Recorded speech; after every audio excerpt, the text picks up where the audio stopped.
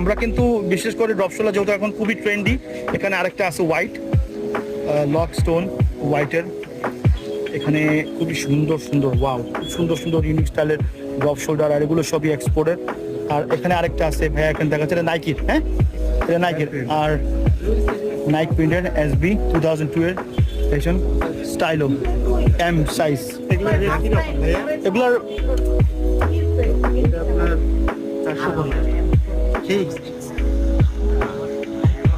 সেই টাইপের গেঞ্জি খুবই সুন্দর সুন্দর এখানে দেখা যাচ্ছে ড্রপ শোল্ডার।